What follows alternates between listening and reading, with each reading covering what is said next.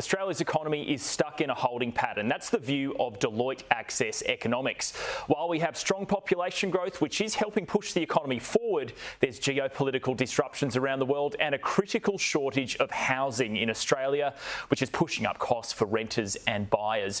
Joining me now is Stephen Smith, partner at Deloitte Access Economics. Stephen, thanks for your time. Just how weak are you expecting Australia's economic growth to be this year? Well, look, we think that the economy finished 2023 in a pretty anaemic pace, and that's how 2024 has started. Overall, we think that economic growth in calendar year 2024 will be about 1.5%, which is certainly the weakest outside of the pandemic period since the recession of the early 1990s. A couple of key drivers there, and really right at the start of 2024, there's a bit of an air pocket for the economy. We've had the Reserve Bank increase interest rates significantly. That's hurting consumers. We've got the housing market, housing construction really spinning its wheels at the moment. So no clear growth driver for the economy. Things will pick up a little as we get towards the end of this calendar year. But right now, certainly growth in a little bit of a difficult period. Yeah, are there any industries or sectors of the economy that are doing better than others at the moment? The sectors that are doing it tough are really retail and housing construction. That's where interest rate rises really pack the biggest punch.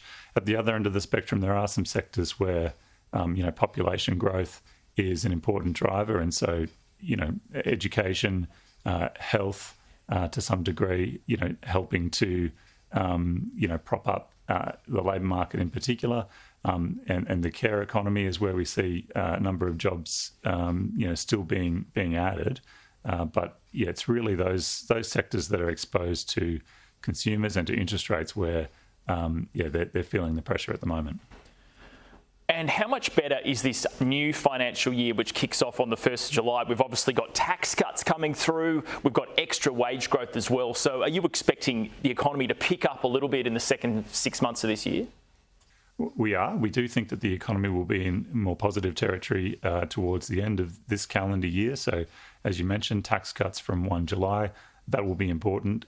Improving real wage growth, although from a pretty low base, it has to be said. As well as inflation continuing to retreat. That will certainly help households who are dealing with cost of living pressures. We also think that the labour market will have deteriorated enough by the end of the year that the central bank will need to reduce interest rates, and so we've got a first rate cut penciled in for November. And so all of those factors combined are helping to provide households with a little bit more of a buffer. And add to economic growth in the second half of 2024 and into 2025. Yeah, is there a little bit of a fear? Look, we know inflation's coming down, but it's not really coming down as quickly as a lot of forecasters were expecting. Is there a bit of a concern from the 1st of July with this new tax breaks for Australians that inflation is going to stick around even longer than we want?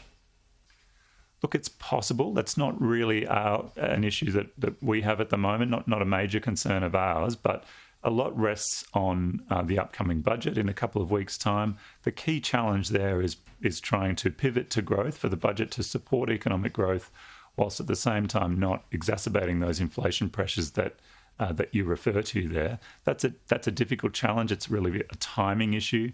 Can inflation come back down at a pace that's consistent with what the Reserve Bank's hoping, whilst at the same time can the government do something to help to support households and enable growth in the second half of the year and beyond. So look, not a major concern at the moment, but that's certainly something we're watching pretty closely, and the CPI figures tomorrow will be the next good indicator there.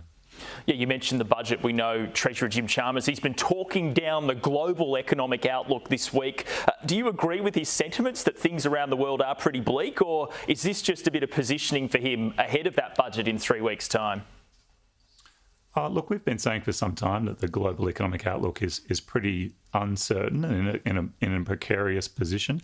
Outside of the US, where growth is genuinely strong and has outperformed just about every expectation from forecasters, we do think other parts of the economy, other parts of the global economy really have the wobble. So the UK and Europe, and now China as well, looking increasingly shaky. look, a lot for the budget depends on the iron ore price and company profits. We do think that the iron ore price will be the assumptions in the budget will be much lower this time around than we have seen in the last couple of budgets. That means less of a revenue upgrade. So the Treasurer is right to warn about the fact that we won't see the surprise upward revenue windfalls that we've seen in the last few budgets. That doesn't mean it's all doom and gloom, though.